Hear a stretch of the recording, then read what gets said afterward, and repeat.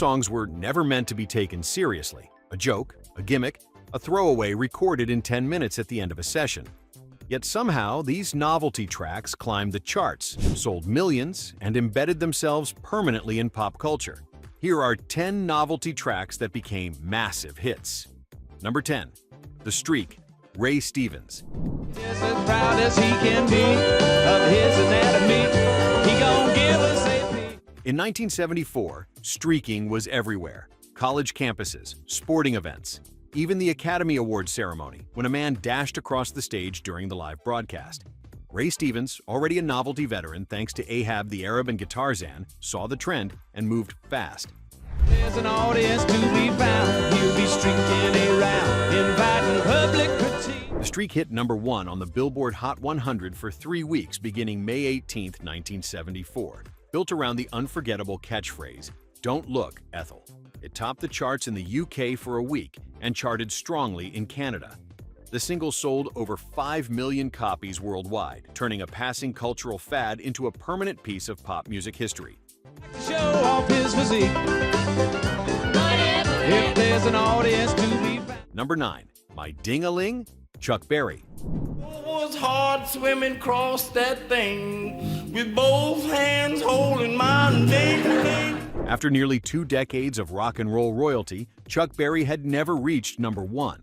The man who wrote Johnny B. Good, Roll Over Beethoven, and Maybelline, the man the Rock and Roll Hall of Fame inducted in its very first class, had somehow never topped the chart. That changed in the most unlikely way possible. You'd be the queen, I'd be the king, and I'd let her play with my ding-a-ling. Recorded live at the Lanchester Arts Festival in Coventry, England, My Ding-a-Ling was a sing-along novelty built on schoolyard innuendo. It topped the Hot 100 for 2 weeks beginning October 21, 1972, and simultaneously hit #1 in the UK for 4 consecutive weeks. The greatest rock and roll pioneer of them all finally reached the summit with a song about a ding-a-ling. Sure was hard swimming across that thing with both hands holding my ding. Number 8. Monster Mash, Bobby Boris Pickett. It's now the Monster Mash, and it's a graveyard smash. Bobby Pickett had been doing Boris Karloff impressions during live performances with his band, The Cordials, cracking up audiences while singing Little Darlin'.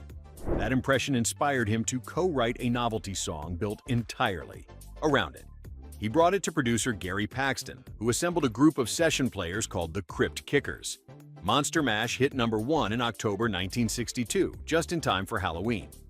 Be monsters, come on in. Boris is going to show you how to monster swim. It was added to the Library of Congress National Recording Registry in 2015, cementing its place in American cultural history.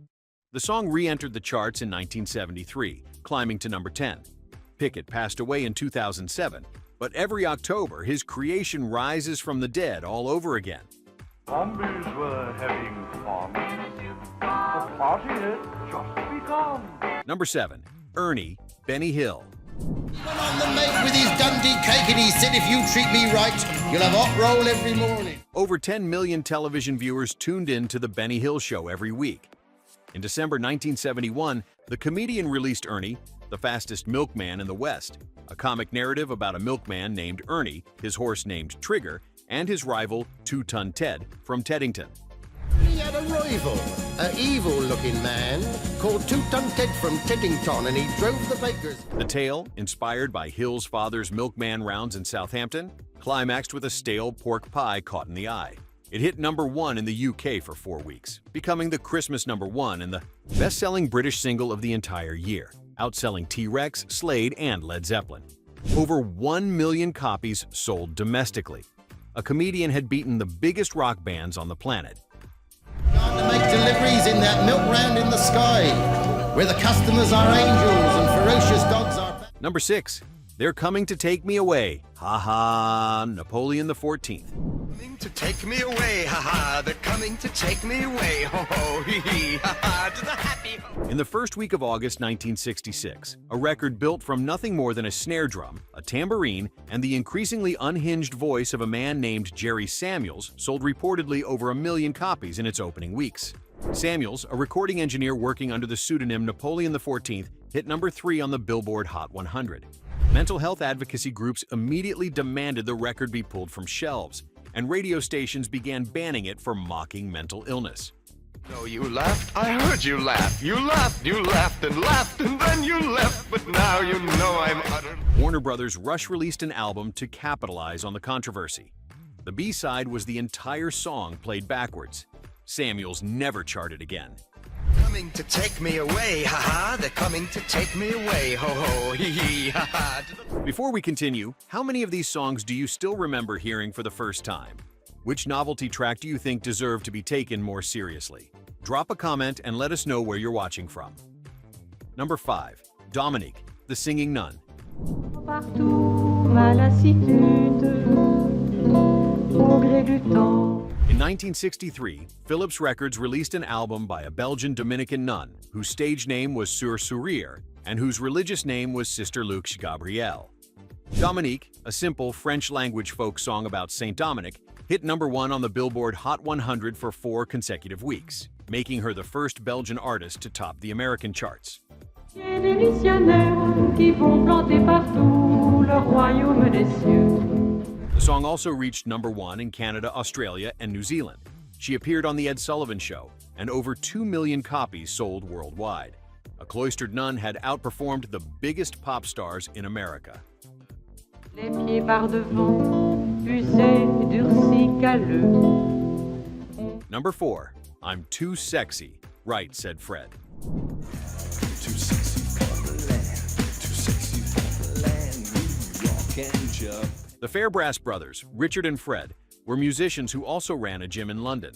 Richard had worked as a session bassist for artists including Boy George and Mick Jagger. They started performing I'm Too Sexy at London nightclubs, and the absurd confidence of the song caught fire. Too sexy for my shirt, too sexy for my shirt, so sexy it hurts. It hit number 1 on the Billboard Hot 100 for 3 weeks in February 1992. And topped charts in approximately 7 countries including Australia, Canada, and Ireland. The single went multi-platinum. Their follow-up Deeply Dippy also charted strongly in Europe. Marble, you know what I mean, and I do my little turn on the catwalk. Number 3. Eat It, Weird Al Yankovic. I don't wanna debate, don't wanna hear what kind of food you hate. You won't get noticed. Al had been recording parodies since 1979, but his career-defining moment came when Michael Jackson personally approved a food-themed version of Beat It. Jackson reportedly watched the video repeatedly and called it hilarious. Just eat it, get yourself an egg and beat it. Released in late February 1984, Eat It peaked at number 12 on the Billboard Hot 100, going gold and becoming his highest charting single until White and Nerdy reached number 9 in 2006. It won the Grammy for Best Comedy Recording at the 27th Annual Grammy Awards in February 1985 and received heavy MTV rotation. Rick Derringer produced the track and played the guitar solo. Don't you know that other kids are starving in Japan, so eat it, just eat it. Number 2. Kung Fu Fighting, Carl Douglas. It's a little bit frightening, but it's all with expert timing. Producer Biddu had about 10 minutes of studio time remaining when he suggested Carl Douglas record a quick B-side. Douglas had written a throwaway track inspired by the Bruce Lee martial arts craze sweeping popular culture. They knocked it out in minutes. Then the B-side became the A-side. Funky Chinaman from funky Chinatown. They were chopping the Kung Fu Fighting hit number 1 in the US for 2 weeks, number 1 in the UK for 3 weeks, and sold over 11 million copies worldwide, becoming one of the best-selling singles of the 1970s. A literal afterthought became a global phenomenon. There was funky Chinaman from funky Chinatown. They were chopping the Number 1. Surfin' Bird, the Trashmen.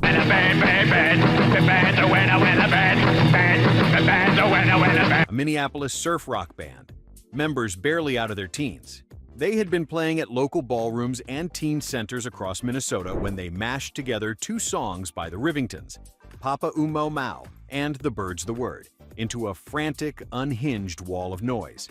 Bird is a word, oh well a bird, bird, bird. Well a bird is a word, oh well a bird, bird, bird. The bird's a word. Surfin' Bird hit number 4 on the Billboard Hot 100 in early 1964 and sold over 1 million copies. Why? Rivingtons sued. The Trashmen faded from the charts as quickly as they had arrived, but the song refused to die.